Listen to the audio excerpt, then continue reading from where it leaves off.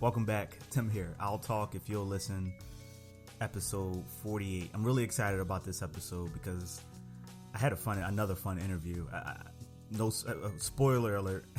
I had another really fun interview, and I like the trend that it's going here. A lot of fun interviews, a lot of good times, and I like when I can make new friends, and I like when I can revisit old bonds and old friendships. So shout out to Marshall and Courtney from the Blerd Life with My Wife podcast, and we'll talk a little bit more about what those two lovebirds are up to a little bit later. So this episode may not even be too long. Who knows? I know I started off a few episodes, especially some recent ones, with that statement, hey, this episode ain't gonna be too long. And then lo and behold, it's like an hour long. So it all depends on kind of like where my mind takes me. And it depends on if anyone watching live. Of course, if you're listening by now, you know I record these live for the most part over Facebook and Periscope. So follow me on Periscope if you aren't already. Follow me on Twitter if you aren't already. And if you're my friend on Facebook, come check me out on Facebook Sunday nights when I record these. I usually try to record these Sunday nights between like 7 and 8. Sometimes I get a late start and it's between 8 and 9. But it's always usually around that time. And in between segments, when you all are listening to the playback of this, you hear commercials. But what I'm actually doing is checking up on my Facebook fam and Periscope fam, the people who are watching live, and if they have any comments, any thoughts, any things like that, I usually respond to them. And who knows, that sometimes can make me come up with a topic that allows me to bring it back to the show. And who knows, next thing you know, I added another 20 minutes to the show. So unless that happens, this episode shouldn't be too long. So I'm going to talk about something that's pretty boring, and hopefully I can try to make it exciting, because this only be exciting for political science majors. So I want to talk a little bit about politics, and I know that's a taboo word. You know, politics, sex, religion. These are some of the things that most people tend to stay away from, especially when they are engaging with people who may or may not have different views than they do, different viewpoints. But hopefully I wanted to approach this from an educational angle, and I wanted to approach this from an angle that I wish somebody approached me with way back when, and heck, even last month, 2 months ago, 5 years ago, not even that long ago. I wish someone approached me with this mindset, with this angle. So I just wanted to talk a little bit about politics. I promise you I'm going to try to make this as exciting, as engaging, and as interesting as possible. And then from there, we're going to roll into the interview that I had, and then I'll let you get on with the rest of your night or day or whenever you're listening to this. So we all know that this is an election year. We have every 4 years an opportunity to vote for a new president, and we get the president in. And right now, the political conversations are starting to make their rounds. They're starting to heat up. And a lot of people my age, I find, want to have this political conversation.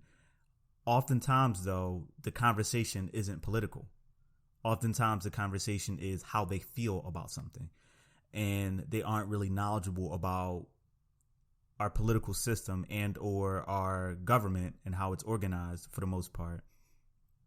And they tend to have these emotional or anecdotal arguments or discussions or debates, and they come up with this decision that they're going to make 2, 3, 4 months out, and sometimes even more, several months out.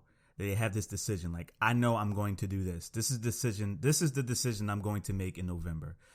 And I don't know about you all, but I'm not too embarrassed to admit or to confess, so to speak, that sometimes you go into that voting booth and you see things that you have never seen before. You see things that you do not understand.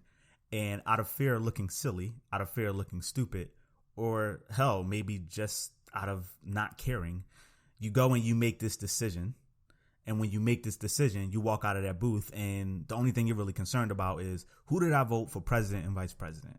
And that's it. And then these other votes that happen or elections that happen every 2 years or every 6 years, you don't really pay much attention to. So here's what I did, y'all. So I'm very, very, very ignorant on politics.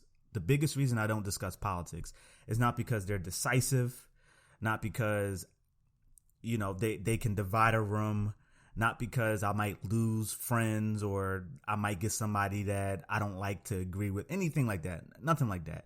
The biggest reason that I don't discuss politics is because I don't know what the hell I'm talking about. I'm gonna be real, and I wish a lot of people were a little bit more honest about that. Not just with politics, but about anything, everything. I don't know what the hell I'm talking about. I couldn't tell you what a Democrat is. I couldn't tell you what a Republican is. I can tell you what independent is only because of context clues. It's independent, and it's not a Green Party member. It's not a Republican or Democrat, but I have no idea what I'm talking about usually. So I tend to stay away from those. If someone wants to ask my opinion, I try to give it as best I can, but I have no idea what I'm talking about. And I find that most people, especially in my age group, they don't know either. They tend to have these thoughts. They tend to have this habit, like I'm Democrat, so I'm voting Democrat. I'm Republican, so I'm voting Republican. And they tend to have these thoughts and they kind of got to go with them because they have these allegiances or this loyalty to these parties and they don't even really know what they're doing. So I wanted to, one, admit my ignorance, to let you all know that it is much more common than we would maybe like to admit. That's A. B, hopefully I can get on my stage and my platform here and create an opportunity for you all to relate to where I'm coming from. And finally, as always, my goal here is to educate.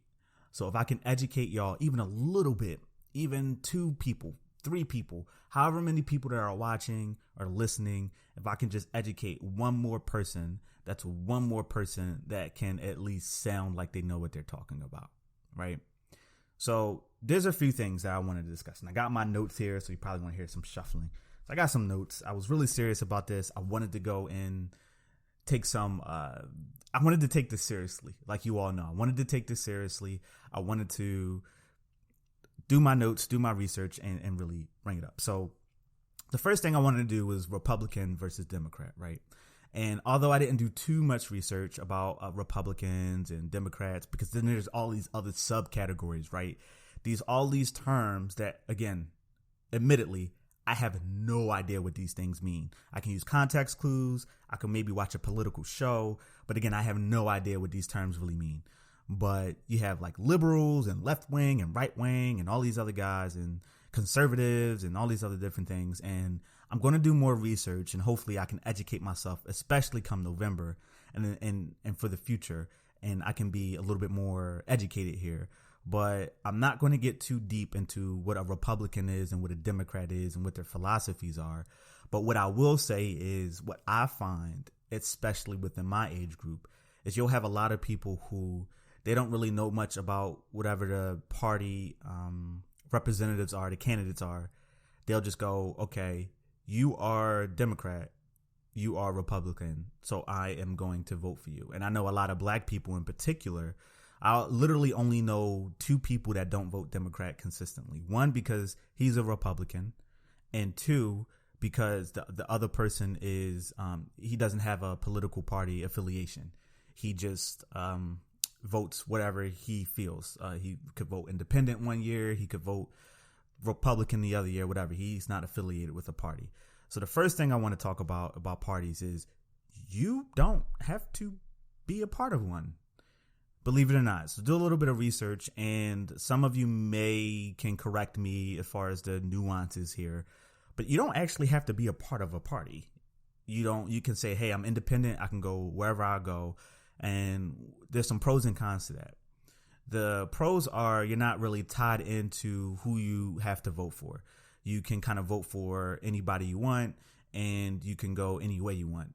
One of the biggest cons to that is when a primary comes around, and I'll talk a little bit more about what a primary is for those of us that don't know, because I'm going to be honest, I really didn't grasp what a primary was up until recently. But when the primary vote comes around, you really don't have a stake in it because you're independent, so you can't vote for the candidate.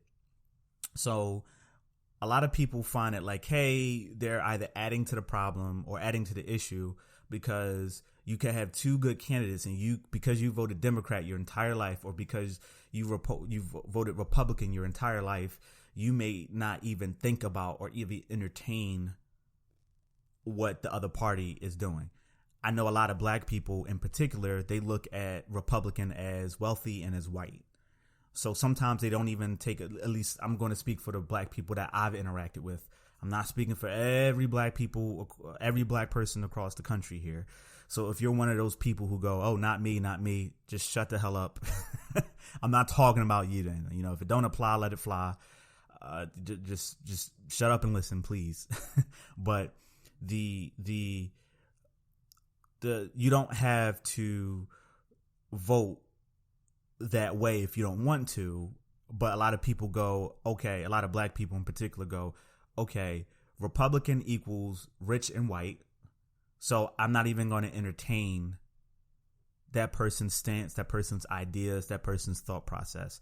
And I like to compare everything to food, because it's something that everybody can relate to, and it's something that everybody can understand for the most part. It's kind of like if you had two people running for head chef of a restaurant. It's one of your favorite restaurants, whether it's something super, super fancy or whether it's something really, really basic like Applebee's or Fridays, right? Shout out to half price appetizers, by the way, after 9 o'clock. Shout out to Applebee's there. But let's say you have two guys or girls or whomever running for head chef of your favorite restaurant. And one person goes, hey, I'm a big fan of seafood. Let's say you hate seafood. Because you hate seafood, you're not even going to think about what else this person can cook, what type of seafood dishes they can make. Maybe you like salmon and other type of normal fish, maybe like catfish, things like that. And maybe when you hear seafood, you only think about shellfish. Maybe you only think about shrimp and crabs and stuff like that. So when you hear seafood, you automatically shut down. But that person could be talking about, no, I mean literally everything of the sea. So if you want some cod, if you want some trout, if you want some salmon, I can go ahead and make that for you. And let's say you really like fish, normal fish. Let's say you really like fish. You're not even going to give that chef the time of day because you hear seafood, you're going to shut them down. I think a lot of black people, and specifically minorities, do that with Republican. I think whether you can blame it on the environment, you can blame it on their parents, you can blame it on whomever, that's a different conversation.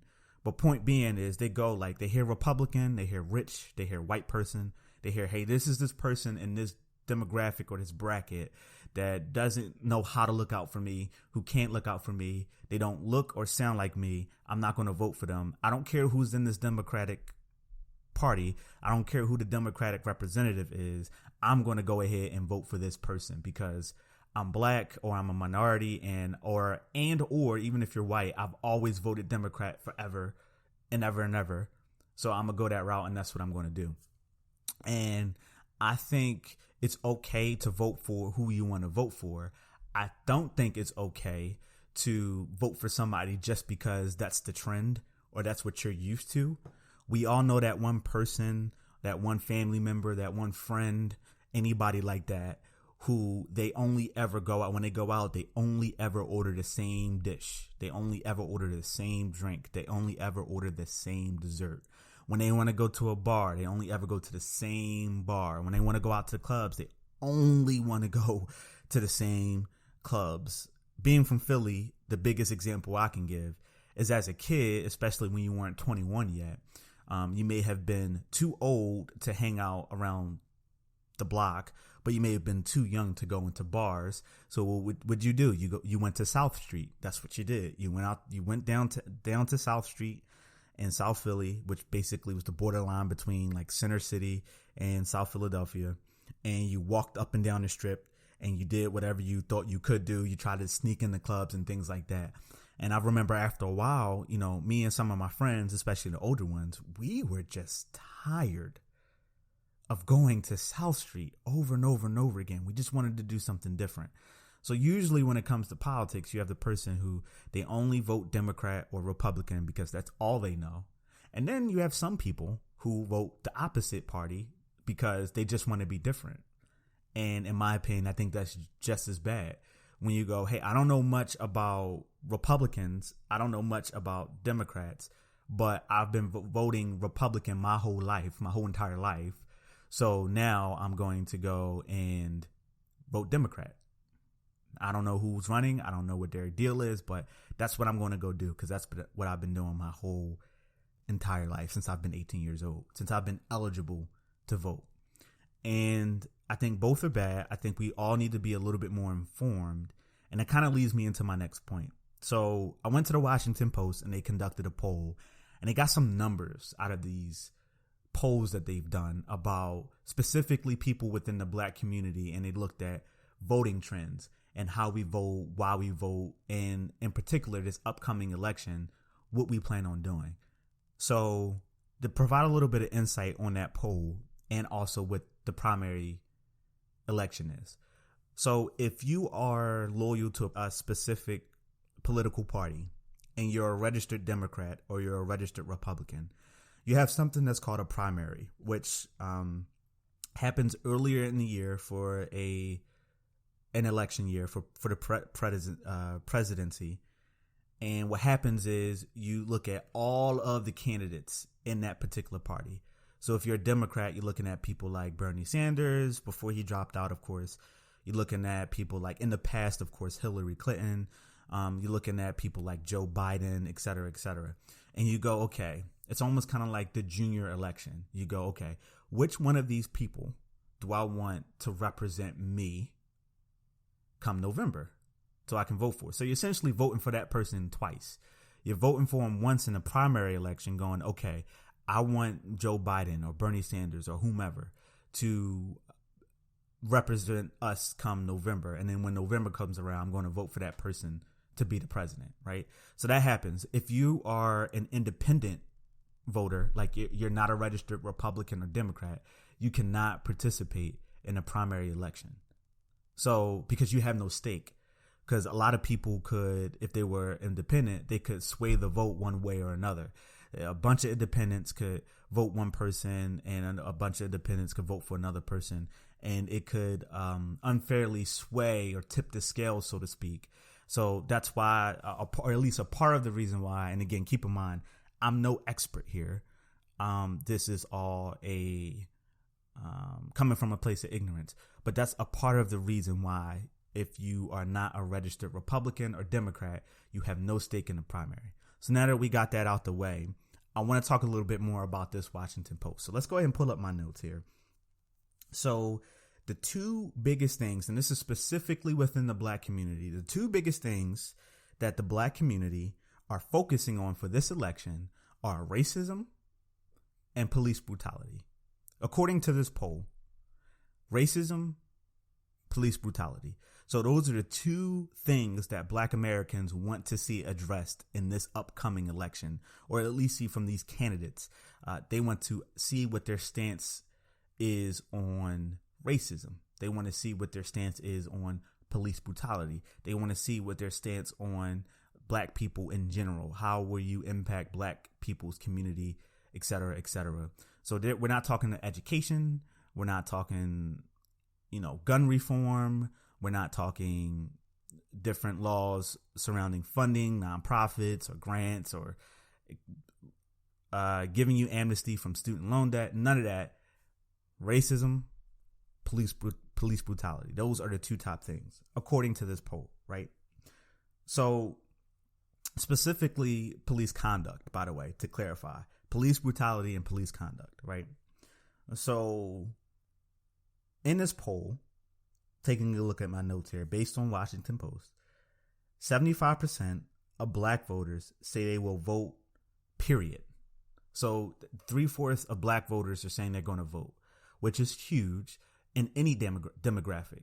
So I want to be clear here, whether we're talking Hispanic, we're talking Asian, we're talking Native American, white, young, old, wealthy, suburban, urban, whatever.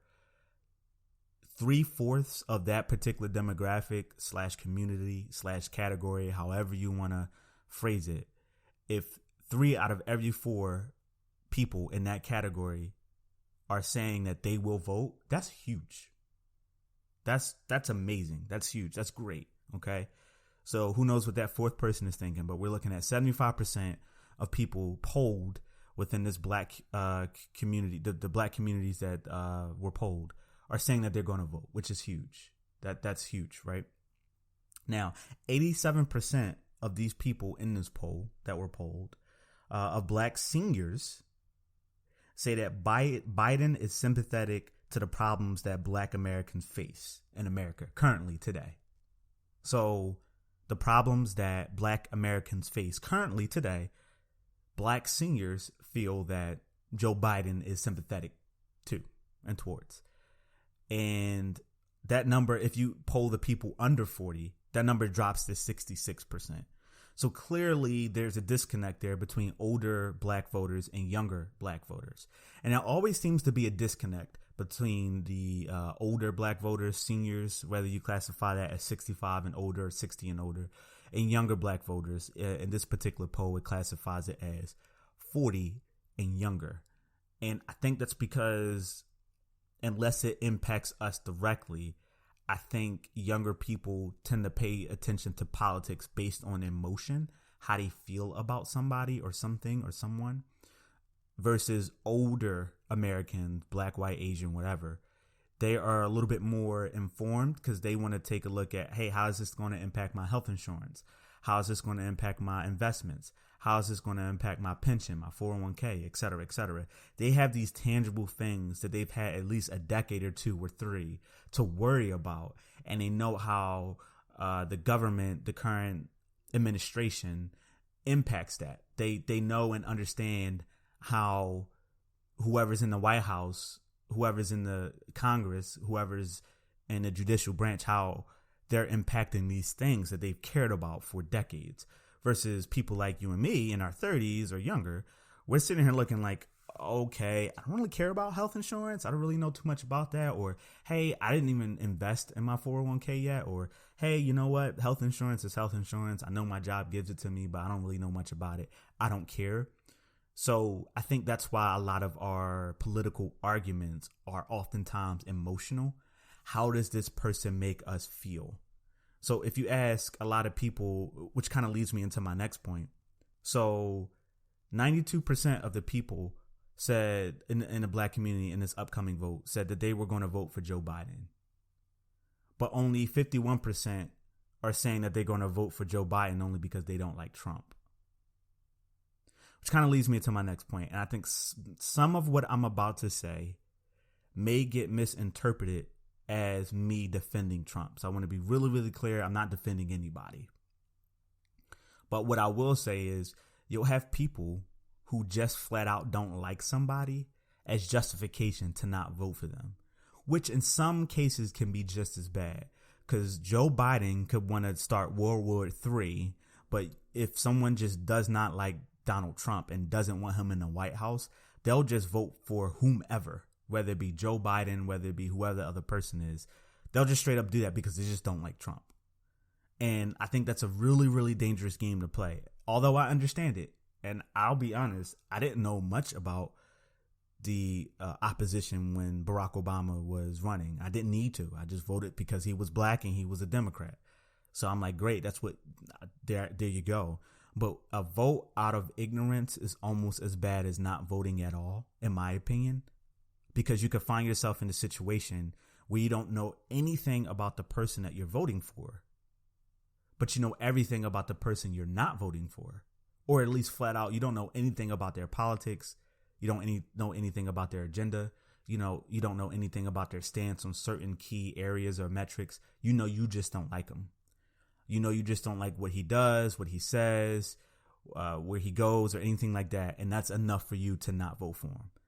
Now, you could always make the argument, well, that's fine, whatever. If that's how you base your vote, that's okay. But I'm a firm believer that you shouldn't make any decision out of ignorance. You should try your best to make this decision out of whatever facts or information that you have at that time. And if all of your facts and information is solely about the person that you're not going to vote for, I think there is, let's just say, an area of opportunity there, to say the least. So again, 51% of the people polled said that they're just going to vote for Biden because they just don't want to vote for Trump. Now, another percentage, I want to say, was about 49%. It matters to them who Joe Biden selects as his running mate. And these 49%, this 49%, I should say, says that he should not only choose a woman, but he should choose a black woman, or at least a black person, as his running mate, as somebody that's going to be his vice president. And with that information, they feel like they would be more likely or much more comfortable to vote for Joe Biden if they saw a black vice president as his running mate.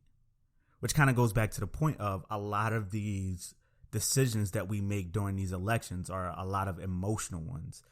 So again, how many of us out there, just like I did with Barack Obama, admittedly so, how many of us out there will see Joe Biden and see that he has a black running mate, and they'll say, you know what, I don't know much about Joe. I just know I don't like Trump. And this guy has a black female vice president, or this guy has a black male vice president. I'm going to vote for him. And again, he could want to bring World War III. He could want a lower minimum wage, like $2. He could have all these ridiculous radical ideas, and none of us would know or be none the wiser, because all we know is we don't like Trump. So I just want to be careful about making a decision out of ignorance. And I think it's really important for us to just be aware of that. So again, a lot of our arguments within specific demographics have become very emotional, they're non-political arguments. And I think that's dangerous territory, to say the least. Now, I will say this, though. Sometimes it can take a tragedy or for something really bad to happen for a fire to get lit underneath your butt and for you to take action. And I'm a big fan of saying, or a believer, I should say, of sometimes it doesn't matter what the reason is as long as you go out and do it. So you kind of have two thought processes here battling for victory. One thought process is saying, hey, if you're going to make a vote out of ignorance, that's just as bad as not voting. Then there's another process saying, well, hey, it doesn't matter if you don't like Trump. The fact that you are getting up to go and vote in the first place, even if not liking Trump or not liking whomever is running is your motivation, then whatever. The point is you're going to go and vote. And I think that those two thoughts are right in some areas, and those two thoughts have some holes in other areas. But I think that for me, what it was I don't like making a decision out of ignorance. So I use that as an opportunity to kind of educate myself a little bit more on our political structure, our political system, and how it works. So that way, again, I can have at least some sense come November. I can at least have some thought process come November. And it kind of reminds me of something else, another point that I want to make and get everyone's feedback on when it comes to what our perception of the presidency is in the first place. So I'm going to take a break. I'm going to check up on everyone watching right now on Periscope and on Facebook, and I'll be back in just a moment. Hey gang, I'm back. Appreciate your patience. And we have a loud, obnoxious car in the background, so we're going to let that go by. Okay, car is gone. So again, welcome back everybody. There's one more thing that I wanted to... Geez, that car is still going. I'm going to leave this in. And normally I would edit this out, but I'm going to leave this in. I cannot stand people with loud, obnoxious cars. Like, it really bothers me so much. It bothers the creator in me because it's a pain when I'm trying to edit these episodes and you hear a loud, obnoxious car in the background. And it bothers me as a pedestrian because it's like, what'd you get that for? Can you even hear your music or whatever else is going on inside your car over top of the engine or the muffler or whatever it is that's making that noise? I don't know enough about cars, but it bugs the crap out of me. It just really grinds my gears. And I got some NSFW words to say, but it's not that kind of show. Anyway, the last point that I wanted to make about politics, everyone's favorite subject, is about how our current perception of the president, how Congress legislates laws and enacts laws, and again, more emotional arguments. So a lot of people right now, believe it or not, even though they learned about it in school, some of us slept through American history, others just hookied class, or for some people, maybe it was just so long ago you don't remember, or maybe you don't care. But a lot of people have a lot of misconceptions about Congress. There are a lot of myths out there about Congress, and specifically the presidency when it comes to our government. And if you ask a lot of people, or even if you make something up, if you pull something out of your butt and you say, President Trump came up on this law or signed off on this law or did this law, did that law, etc., they would believe you, not realizing how our government works. And I think that's a huge opportunity for education. And I think if you have willful ignorance, you have someone who wants to stay ignorant, remain ignorant, then that's a different discussion. But if you have someone who just doesn't know, especially when it's popular, it's a cool thing to hate on something. So in America, it's a really popular thing to hate on America. It really, really is. We enjoy things like beaches. We enjoy things like freedom of speech. We enjoy things like having the freedom and ability to do certain things. But it's really, I think sometimes in America, it's not perfect. It's not great. It really isn't. But I think a lot of times we come off as a spoiled, entitled kid sometimes. And we really like to trash talk America. And I think when that becomes like the popular thing to do, that also, our government also counts with that. I think a lot of people want to trash talk the government, rather than how much they know about it or they don't. If someone is coming from an informed standpoint about how the electoral college is a bunch of BS, or how our voting system is broken, and they're like a political science major, or they're very well informed, or they're in government themselves, I think they have a bit more, what's the word I want to use? They have a bit more justification in their argument than that person who just doesn't like it and they're complaining about it, right? That said, I think a lot of people, it's popular for them to trash talk the current execution of laws because they don't really know any better. So a lot of people think the law comes up, the president comes up with the laws and execute the laws, and that's not true at all. Congress does. So for those of you who remember, and if you don't, here's a refresher. Our government has 3 different branches. We have a judicial branch, we have a legislative branch, and we have an executive branch. The executive branch is the president. The president, he pretty much, one of his responsibilities when it comes to laws is he can write a law. He can just create a law and says, hey, I want this law to happen. But any law, regardless of who writes it, whether it be a senator, whether it be a congressman, whether it be a president, it has to go through the legislative branch, which is Congress, to get voted on and approved and ratified, and then it exists, right? And Congress has a specific amount of time to do that. I want to say 2 years to do that. So what happens is, let's say the president, regardless who it is, let's say it's you listening, let's say you're the president, and you want to come up with a law that says, hey, I want to raise minimum wage to $16 an hour. You just came up with that. You still have to submit it to Congress. It still has to go through that process, and it still has to get voted on and then approved, and then it happens, right, at a specific date. So whenever you hear about something passing and something not passing, a lot of people put that on the president when the president has very little to do with that. Now, the president can come up with laws, so you can trash or praise the president. And again, I want to be really, really clear. When I say the president, I mean the office. I'm not defending whoever's in there right now. I'm defending, or not defending. I'm explaining the role of the office. So the president, if he submits 50 laws about how minimum wage should stay at $7.25 an hour or whatever it is right now, $7.25, $7.50 an hour, right? Let's say he comes up with 50 different ways that should be the case. Let's say none of them pass. Great, none of them passed, but you can still trash the president because he came up with those 50 different ways for minimum wage to stay low.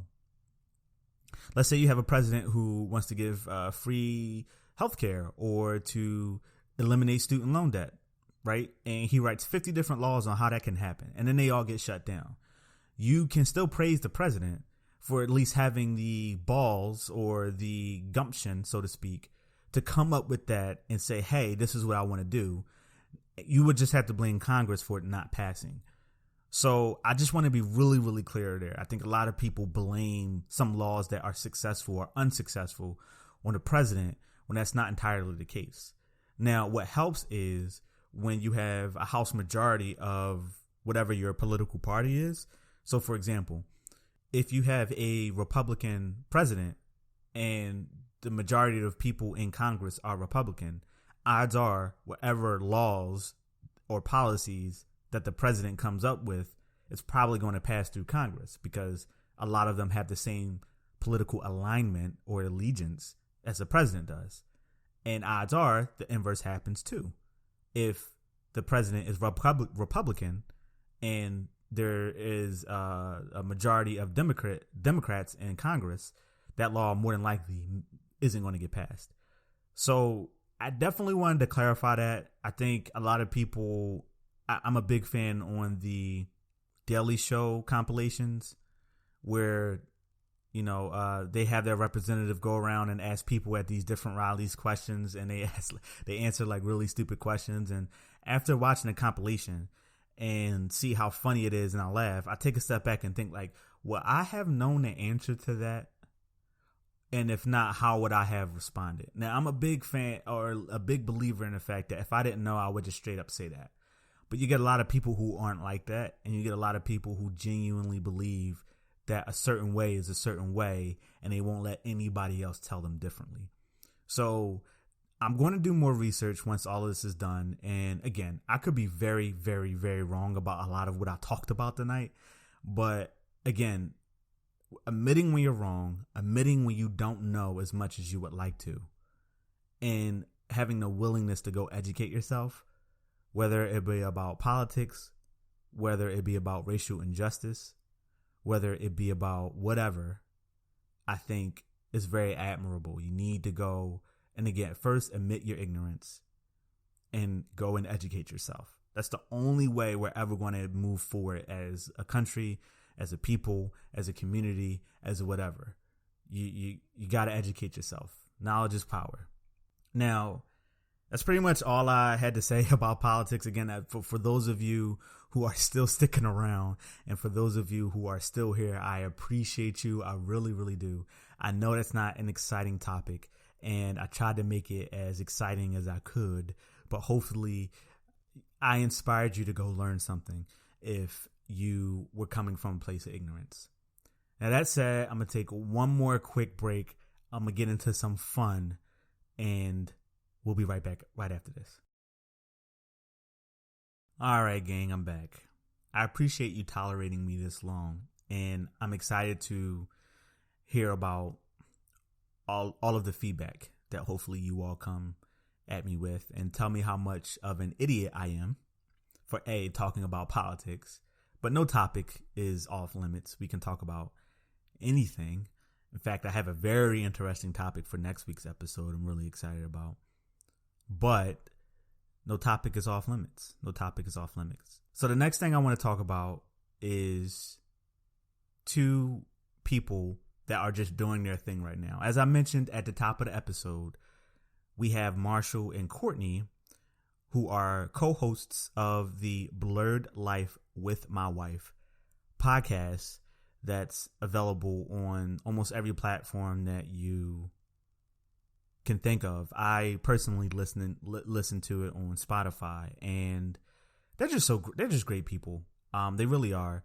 So just to set the theme here, so they have a podcast and they talk about a multitude of different topics, but it primarily surrounds like nerd culture, whatever you would classify as nerd culture. Sometimes it's also about current events like the whole Will and Jada entanglement fiasco.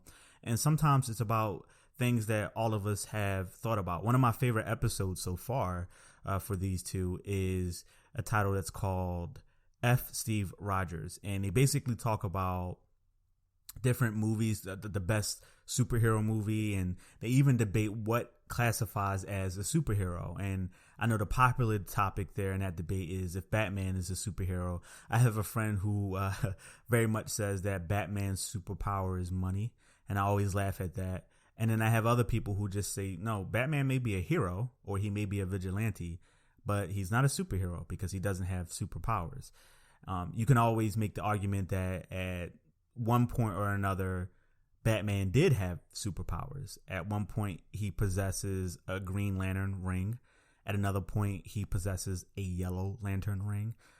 He's been known to have certain otherworldly powers in different situations. So you could make the argument there, but without going too much or too deep into that rabbit hole, they talk about, in this particular episode, F. Steve Rogers, one topic in particular that I want to talk about.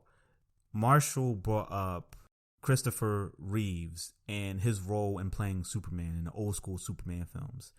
And I was never a fan of the old school Superman films, but I think that was mainly because the first time I knew that they existed, I was too young to like appreciate like a classic movie. I think a lot of people can relate that when you try to go back and watch something that's a little bit older, it can be really, really tough when the camera, the video technology isn't where it needs to be compared to what you're used to. The special effects and audio effects and visual effects aren't where they need to be compared to what you're used to. So sometimes it's really, really hard to go back, especially when you've watched other Superman films, when you watch things that are current with that same character in it. We're not talking like maybe watching modern Batman films and then going back and watching older Superman films. We're talking about maybe watching current Superman films and then going back and watching older ones, especially when you've seen the current ones first. And he brought up a really good point. I encourage everybody to go and listen to it. And he just talked about the spirit that Christopher Reeves and the swag that Christopher Reeves brought to the role of Clark Kent and Superman. Now, anyone who watches these superhero movies, you know that these superheroes have alter egos. And Superman is one of the very few characters in this fictional world where Clark Kent is his alter ego. He is Superman. He is Kal-El. That is his person. And his alter ego, he changes, he morphs into Clark Kent.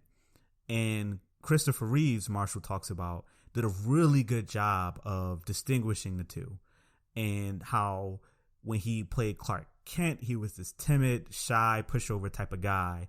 And when he played Superman, he seemed to be like physically bigger. His swag was different. He was much more confident. And I totally agree. And it kind of reminds me of Spider-Man. That's the biggest comparison I can think of right now. You look at the three most recent Spider-Men, right? You look at Tobey Maguire, you look at Andrew Garfield, and you look at Tom Holland. And I've seen a lot of discussions where people say, hey, who's the better Spider-Man? Who's the better Peter Parker? And I think Tom Holland was the best Spider-Man, but I would say it's a toss-up between Tom Holland and Tobey Maguire as who was the best Peter Parker. And you can kind of like have these debates, and it kind of ties in a little bit to what Marshall was saying when he was saying, hey, who brings that role to life more? And more specifically, who can navigate the duality of those characters? Who can be a perfect Peter Parker? Who can be a perfect Spider-Man, all in the same movie? You're one actor playing two different roles in one movie, and it is very, very difficult. And I think we don't give people enough credit for that. So that's some of what you can expect in listening to their podcast. I encourage you to go and listen to it, especially if you're like me, especially if you're a person who enjoys different topics spanning over different universes, whether it be talking about them talking about Will and Jada, whether it be them talking about superhero movies. I highly, highly, highly encourage you to go and listen to Blerd Life with my wife. That being said, I had the opportunity to have Marshall and Courtney on the show, and it was a pleasure.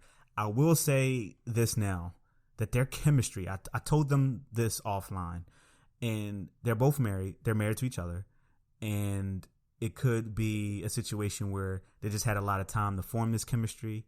It could be a situation where they've already had the opportunity to record the podcast together. But this was the second ever dual interview that I did with like two people at the same time. And it was phenomenal. Their chemistry was on point. So if you like the interview, you can expect more of that on their show. So without further ado, here's Marshall, here's Courtney, co-hosts of Blerd Life with my wife. Check it out. Hey, everybody. Welcome back. Again, another episode, another week, another interview. This one is a little bit special because it's a dual interview. I have two guests on the phone, and I'm hoping to provide a unique experience for everyone listening. This time around, we have both of the hosts, the co-hosts, if you will, of the Blerd Life with My Wife podcast, Marshall and Courtney. Hey, guys. How you doing? Hey, what's going on, man? Hi, glad to be here. Awesome. I'm really excited to have you two on for so many different reasons. And I think this is a topic that a lot of people, I see a lot of passion in, and there's a lot of curiosity surrounding this topic. And I'm glad to have both of you on to discuss it further, to dive right into it. Growing up, we grew up in dense urban environments, and I'm sure everyone on this call can agree that kids are not friendly. Kids can be very cruel. No. And I know when I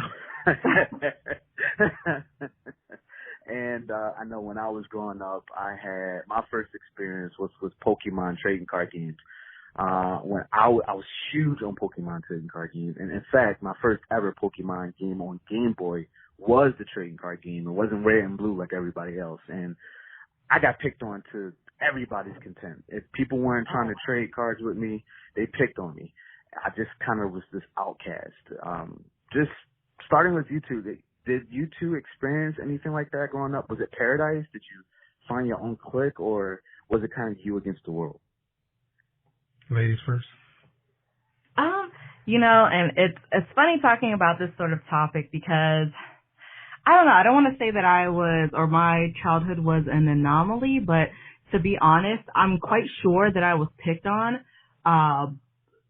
However, I was so absent-minded, especially as a child, that I never really, to an extent, noticed it. As far as it goes with being like a nerd or liking quote-unquote nerd things. Certainly I experienced like people teasing me for other stuff, but I don't know. I never really noticed it.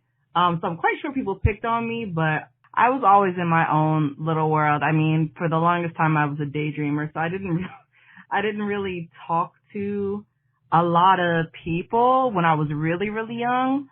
And then going into high school, I don't know. I had the benefit of being in different groups and kind of experiencing a lot of different things. But I think also uniquely in my high school, there was an anime club. So I did get to be around a lot of people who had the same interests. Now, I will say I'm quite sure, a lot of people that I was cool with within that group, got picked on, but I don't know. It was also hard for me too, because you guys, I think, grew up in Philly where there's a big, Muslim or big Black Muslim, population and community. It's not so much like that in where I'm from, Prince George's County. So, a lot of the stuff that I got picked on outside of being a nerd had to do with me being Muslim. When I was younger, I did more so wear hijab and stuff like that. So I was like overtly Muslim. So it was easy to pick on me about that. But, in regards to being a nerd, I can't say that I can remember too many times that I was, but again, admittedly, I was very, very unaware. I was always kind of in the clouds. For me, it's a funny subject because it's like everybody's tolerance is different. Everybody's sensitivities are different. I grew up in uptown Philadelphia. Ended up going to high school in North Philly, with a bunch of different, people. I mean, our school wasn't diverse as far as color. I think it was like I think it was probably like 90% black, but there was a lot of diversity in our school just from it being, Tema Magna High School. So kids is from all over. And you see a lot of different people from a lot of different backgrounds. And even before then in middle school, like I moved around quite a bit. So I never really, was too worried about like, fitting in and things like that prior to high school. So I think a big part of my experience was just, taking my grandmother's advice and getting in where you fit in. And that was my motto, like growing up throughout middle school, high school, I was able to settle in. High school is the longest school I had been to, since grade school, since kindergarten. I think, I've been in like 5 different schools. So for me, it really wasn't about getting teased so much as, kind of to my wife's point, it's just like kind of being in your own world. But I think the hobby in itself, tends to that sometimes. Because, growing up around majority black kids, and I did actually spend some time being in majority white school district or white school, where it's just like, yo, I'm in my bag. I like what I like, and, I'm going to enjoy what I'm going to enjoy, and, I'll fit in or I won't. But at the end of the day, it's about the sensitivities that you have as a person. And me personally, I don't think I was just that sensitive to people who was like, oh, you drawing pictures of Dragon Ball Z, like you corny, or, you're a dweeb or you're a nerd. And I'm just like, yeah, but I just cannot get this contour on this hand right. And for me, I just could never draw the hands the way that I wanted to. Like when they're doing like Kamehamehas and shit like that, like that's what I was like really worried about growing up. Like that's what I remember looking back on. Like, damn, why couldn't I draw the fucking hand? And when I look back on it, I really can't say I had too many overtly negative experiences dealing with kids that couldn't accept the fact that I liked what I liked, but also I stayed to myself. I was usually the new kid, so I think it allowed me to be a little bit more what's the word I'm looking for? Not self-conscious about it. Well, yeah, I mean, I don't think I was self-conscious about it. It was just like I'm doing my thing. Like, what are y'all doing? Mm-hmm. Well, if I may interject, I will say, I think most of the time that I got teased or had negative things associated with me being a nerd, actually, fortunately or I don't know about fortunately, came from my family. So, which is a whole another, bag of stuff. But yeah, most of the negative kind of reinforcement or whatever from me being a nerd, and how much I was like engrossed with quote unquote nerd culture. For me specifically, was more so like anime and manga and things like that came from my family, immediate and like aunts, cousins, things like that. Well, I think there's really good feedback from both of you because we have 3 different people.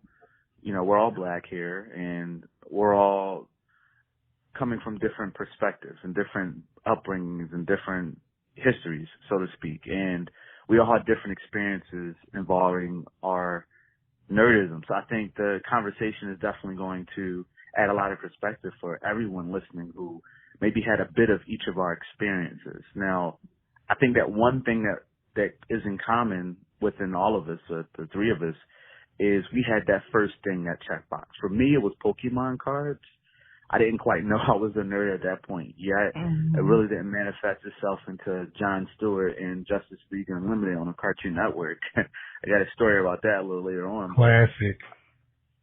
Classic, hands down classic. But at first for me, it was Pokemon cards. That was my first checkbox, so to speak. And then from there kind of grew into this beautiful tree, so to speak. For you two, what was that first checkbox for y'all? Maybe you didn't quite know, like, hey, I'm definitely a nerd. but I'm at least different. I like this thing a little too much, maybe more than my other friends. What was that first thing for you? I think mine was pretty like on brand for, I guess, what people would think of like as female, you know, anime lovers with Sailor Moon. I think I was like 4 or 5 or something like that. And I was flipping through TV channels and something caught my eye. And I remember I spent a long time trying to flip back and find it. And it was Sailor Moon on TV. And I was just like, wow, this is so beautiful. It's so different from any other cartoon I've ever seen. And then it kind of just like spiraled from there.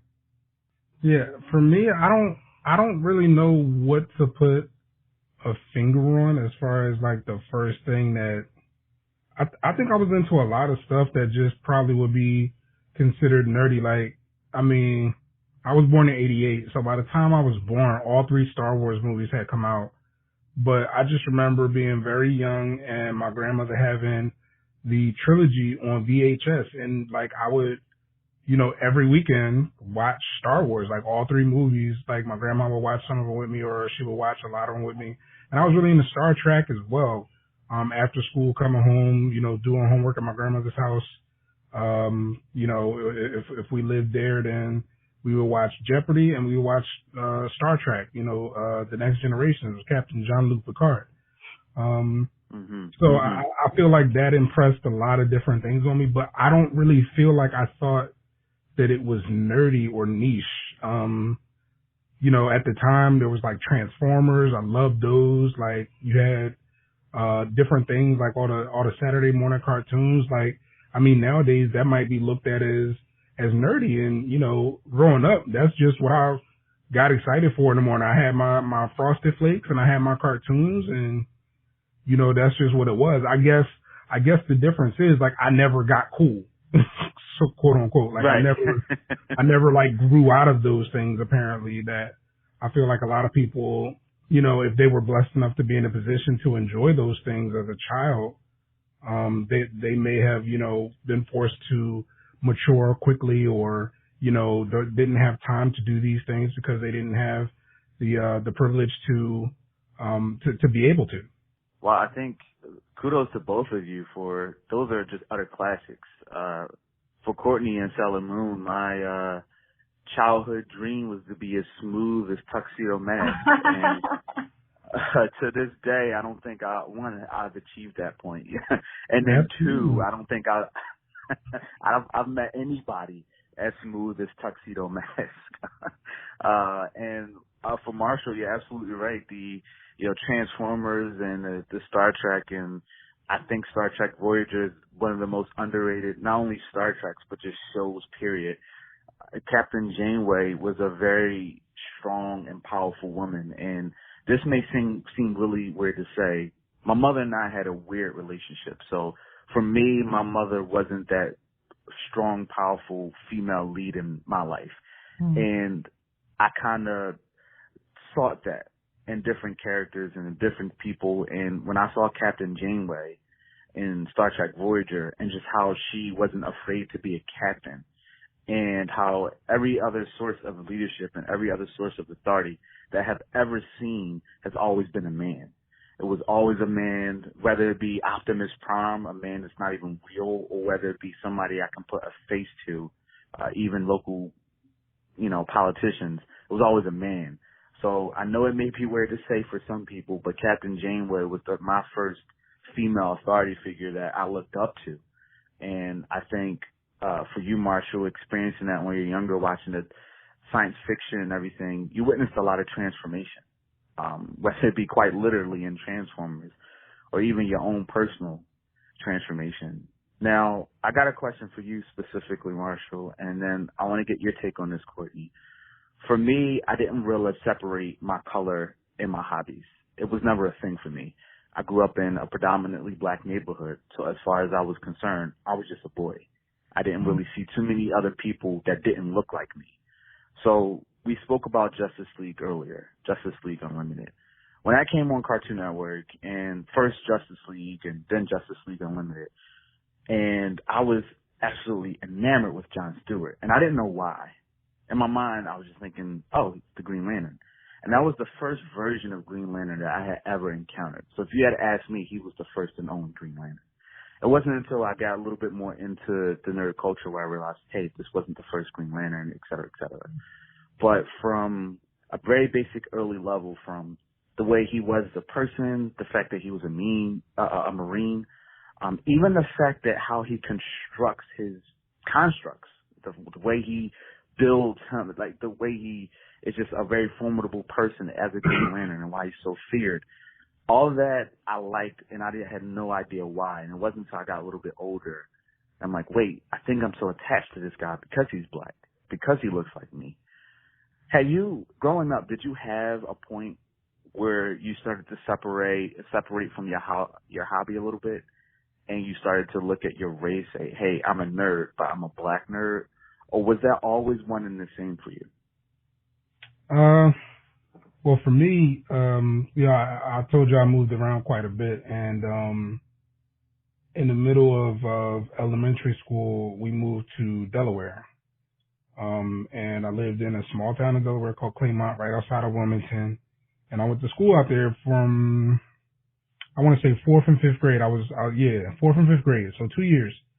I spent in Delaware, and in that school district was predominantly white. I think it might have been like, in a school of 500 kids, maybe it might have been like 40 black kids and maybe like 35 or 30 Hispanics. So that was very much culture shock for me, coming from, A.B. Day, from elementary school, or McCluskey's, which is another elementary school I went to, but both were here in Philly. Both were predominantly black. To go from that experience to, meeting, Wendy and Dale, you know what I mean? And these are actual people that I knew, Sean McCready, that, I end up, in some cases having a long-standing bonds with, no matter if, I can't be in touch with them now. But I say all that to say that I was very aware from that point in time that I was black. And the intersection of my blerdness or the nerd culture, I was always aware of it after that time, because everything that I did had that added description to it. No longer was Marshall like, oh, that kid, like, oh, he's that black kid. He's going out for the talent show that black boy is gonna sing, or you know what I mean? So it's not like it was done in a hateful way, but now you're part of this descriptive is now added onto your identity at that young age that I was. So I think from that point on, I was always very aware. Even when I came back into a majority black school, I was always very aware. And I think from that young age is when I started to sit there and wonder, like, okay, where are the black people? Because when you're that minority, you always gravitate, you always reach out for people who look like you. You always wonder, like, okay, where the black kids at? I remember this one girl in my 4th grade class, her name was Anika. And I still remember her to this day. Like, it's that few of us that I remember most of them, or interactions with most of them. So for me, I think that realization came very early, 10, 12 years old, as to where I recognized two things: that number one, I was a black man, and that's not always going to be the majority. And number two, there was a short of people who looked like me and the things that I enjoyed. And it wasn't so critical at that time, because in my mind, like, okay, this stuff is not American, or, it's from a segment of America that I'm not a part of, but I was being ingratiated in my schooling and things like that. Like, when you're around the majority white people, you start to be taught, like, okay, you're black, but you're kind of with us, or you're kind of in our ecosystem, or our gamut of life. And like I said, being black just becomes a descriptor now. You deal with your fair share of hate, or fair share of people who don't like you, or, my friend Dale told me that his dad didn't like me because I was black. but me and Dale was still cool because he didn't Wow. have any ill will toward me. Mm. And I only saw his dad at like, you know, parent teacher conferences or stuff like that.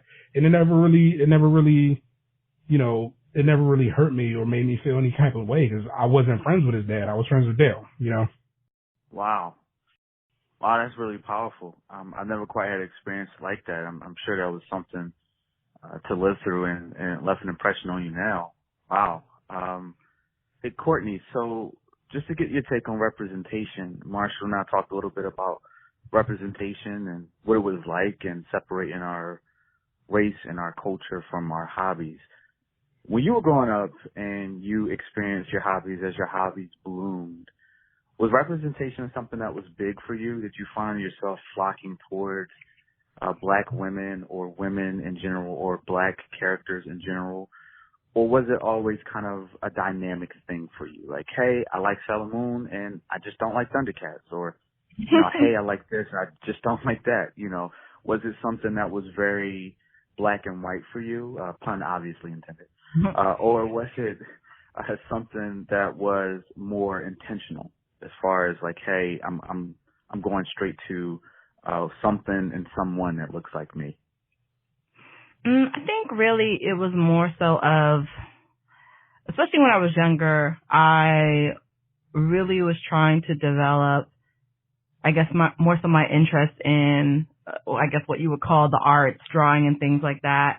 And definitely anime heavily influenced that. I think when I was very young, and even going into, I guess, like middle school to high school, I didn't really feel too concerned about the dynamics between not seeing characters that looked like me in the animes that, or the anime shows that I liked. Because I mean, of course, it started off with Sailor Moon, and then I kind of started to like pretty much everything. I mean, the biggest thing that helped that was Toonami. So coming home every day from school and you know, catching Toonami and stuff like that. So getting into like the Outlaw Stars and Trigun, and a big thing for me was I really loved Tenchi Muyo and Inuyasha and things like that. So kind of like jumping from shoujo to shonen and like kind of trying to explore all the different types of genres and things like that. It wasn't really until maybe when I got closer or into high school and going into college that I kind of realized like, oh wow, there's not really too many characters that really like are black people, and if they are, they're like like the way that they animate them, like it's really derogatory, and like for example, I mean, it's pretty overt and people are like, oh, because he's like literally black, but like Mr. Popo, you know, people like to use that as a big example of like, those are the only type of black people that they have in animes and stuff. But even outside of that, even like side characters in like Cowboy Bebop, the way that they animate like black people outside of like Ed, because I mean, to me clearly she's black, but like she still looks what I guess you would consider as Japanese features within an anime. But like the outside characters of that, of course, they're like really brown. They've got like the outline lips to show that their lips are bigger and stuff, like, you know, really derogatory stuff. It wasn't until I started watching shows like Bleach with Yoruichi, and I'm like, that's clearly a black girl. She's pretty bomb. She's beautiful. Like, she's super strong. And that's when I started thinking like, oh, okay, so should I look for other, you know, like black girls in anime to see myself? But honestly, growing up, I didn't really concern myself with it. I was more so concerned with just like consuming as much of it as possible and kind of trying to emulate it. I did a lot of, you know, copying drawings and stuff like that based off that, and just stuff that really stimulated my imagination. I mean, and I also had, it was kind of hard for me to see myself in anything as well, because besides just being a black girl, I was, you know, a black Muslim girl, so I knew I wasn't going to see that.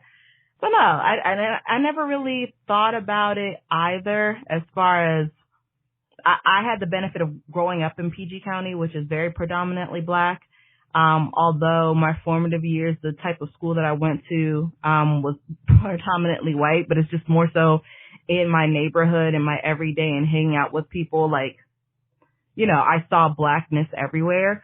I did not distinctly understand, I guess, the quote unquote level of my blackness. And it took me until almost maybe meeting Marshall to realize, like, and it goes into colorism and stuff like that to say it like this. But when I was younger, mainly the people who reminded me that I was black and that to me, at least at the time, that I was dark skinned, like, oh, you're dark, were black people. And like, I remember a boy that I really liked, he made fun of me because I was dark.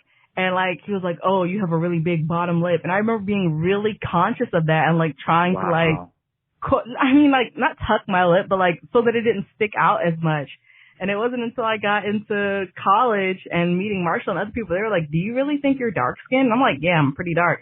They're like, you're not really that dark. Wow, how about that? You two have had some pretty great and not so great experiences, but I think bringing those to the light and discussing them on the show will help people who look and sound like us, whether they be nerds, whether they be black, whether they be men or women.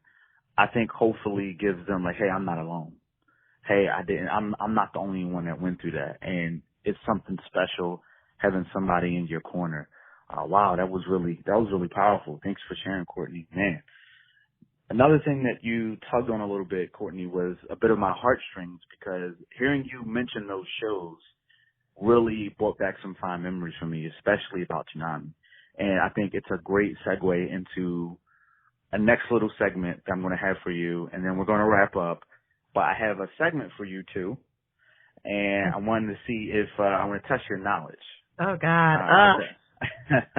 How's that sound? Courtney wins. I don't know, man. It's tough. You know how I feel like I'm always getting tested, especially by the male nerds. I got to quantify and qualify my nerddom, but that's okay. I know this is all in good fun, so we'll see. We'll see how much I This is for both of you. Oh, okay, great. For both of you, yeah. This is for both of you. You made a really good point. By the way, that was a topic that we talked about in the past. And I would love to have one or both of you back on in the future to talk about that, because I do agree that there's also this sense of like a subcategory within nerddom where it's like, how much do you know? Oh yeah, the gatekeepers, man. Yeah, it's really a huge turnoff, and I used to tell people all the time, you don't really know as much as you think you do until you go to an anime convention. Oh God! And once that happens, oh man, you'll get hung out to dry, to say the least. But let's save that for another episode. It really looks like we're already booking our next topic. So right now we're going to do the best of three between you two. Okay. And we're going to start with a really easy one. So this is going to be multiple choice. So Batman is a huge, huge comic book character, and he's big in pop culture. He's expanded across action figures and toys and movies and other multimedia, even making his way to Audible with some graphic novels. Now, not too many people know that Batman's first comic actually wasn't even titled after him. So, Batman's first comic was called Detective Comics, and it was Detective Comics number 27. Did this debut in May of 1939, September of 1941, March of 1943, or August of 1944? I would purely have to guess on this one. Yeah, it's like, you know, all of those answers sound like they could be right. Can I have them one more time? Sure. So you have May 1939, September of 1941, March of 1943, or August of 1944. I feel like it's 39. I'm gonna say, Because Superman came about during World War II. World War II began in 1941. I believe for the United States. I'm gonna say, what was it, August of 1944? Okay. And what about you, Marshall? I think it's 39. I think Batman came first, but Batman came before Superman, and Superman came during World War II to boost morale. So I'm gonna stick with my gut here and say the option A. Okay, so that's correct for Marshall. It came out May of 1939. Okay. So I never beat Courtney, so this is like. Oh. Well, Batman's one of his favorite like top superheroes. So I kind of felt like that was a foregone conclusion he would get that, but that's okay. I'm not bitter. Yay. Well, the next one I think will be more in Courtney's court, and this time we're talking anime. So this one is a true or false question. Cowboy Bebop and Samurai Champloo had the same film director. True or false? Cowboy Bebop and Samurai Champloo. I feel like I want to say true. Yeah, I think that's true as well. Wow, you're both right. There you go. A match made in heaven. I can see why you two found your way to each other. So that's exactly right.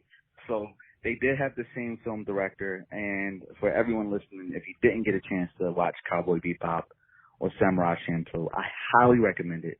The only downside about it is they didn't have multiple seasons, so you may feel like you're setting yourself up for failure. But great enemies. Although I'm looking forward to the live. Well, I don't know, and Netflix might butcher it. The live action of Cowboy Bebop, but we'll see. You gotta let them try. I want to see. So last question for you, and this one is only a few options here. We talked about Toonami and how much that meant for both of us, and for all three of us rather. And that was definitely a staple of our childhood. Did Toonami initially air in March of 2000 or in March of 1997? Let's see. I'm trying to, I feel like I'm going to date myself. I'm trying to figure out what school I was at when I first started watching. Let's see. I'm going to go with 97. I would agree, because I feel like I was still in elementary school, maybe the beginnings of middle school when I was watching it. Well, we didn't have cable, so I heard about Toonami before I actually saw it. So I remember in 2000, I was 12. So I remember watching stuff at that time, but I don't know how long it had been on, because that's when I remember, like, we got cable and I was excited to watch Toonami, but I'm assuming that it began, prior to that. But I could easily go with the 2001 if that's the case, because if Toonami was just starting out, I was watching like Gundam Wing and Big O and I'm not sure whatever else they started with, but Dragon Ball Z.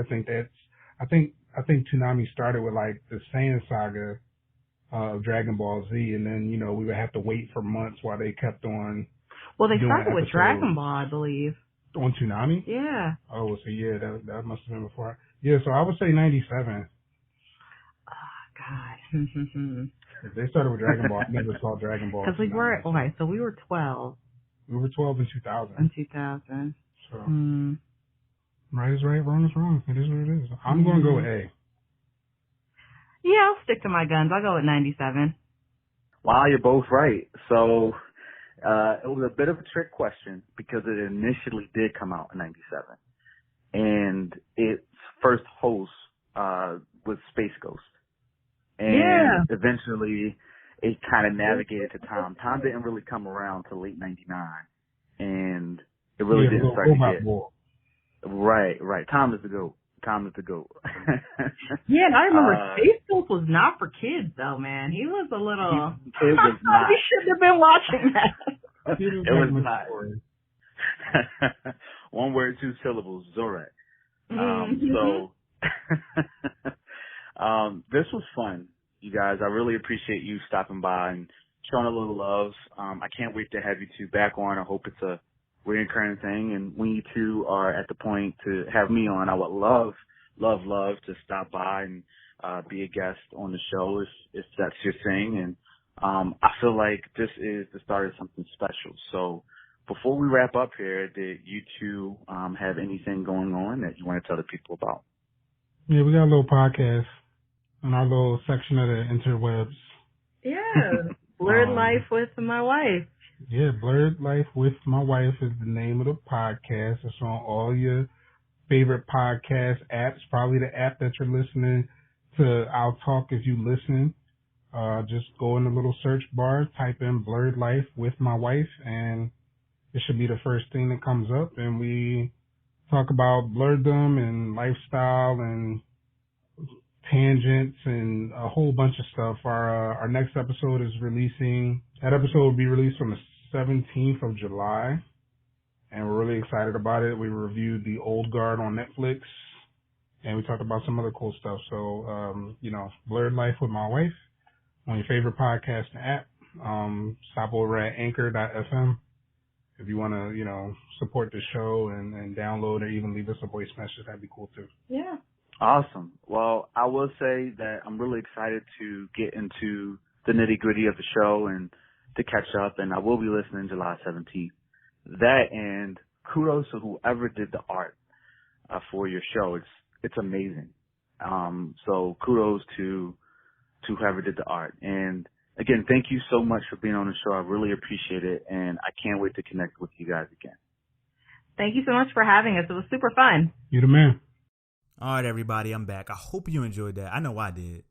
And I have the luxury, the privilege, the honor of knowing Marshall personally, and hopefully through Marshall, I'll get to know Courtney a little bit. And I feel like I'm getting to know them as I listen to their show. And it puts you in a really weird spot. You ever feel like you know somebody, but you've never met them? Or you know somebody, but you haven't spent too much time with them? I feel like that when I listen to podcasts, and that's why I'm so for listening to podcasts from people that you do know personally. I always talk to my friend Amanda, and I tell her, like, hey, we don't talk as often as we would like, but I feel like we don't ever miss a beat because she listens to the podcast faithfully. And I could call her without actually speaking to her in maybe like weeks. And lo and behold, we can pick up without missing a beat because she listened to every episode that dropped since the last time we talked. So she kind of knows what's going on, or at least some of what's going on in my life. And I like to think I'm starting to get to that point with Marshall and Courtney. So, hey Marshall, hey Courtney, thank you so much. I hope you enjoyed that interview, listening to it again as much as I did. And when you get to the point where you're ready to have guests, I can't wait to be on your show. And although I'm still catching up, I'm excited to what the future has for you. That said, everybody, again, I told you not too much to talk about today. And here I said this show wouldn't take too long, and this may end up being over an hour by the time I put it out. And whatever. Hey, more content for you, right? More is better. That said, everybody, I'm going to get going. I am going to start the editing process. And hopefully I will hear from some of you all in between episodes. Till the next time, everybody, I'll keep talking if you'll listen. Take care.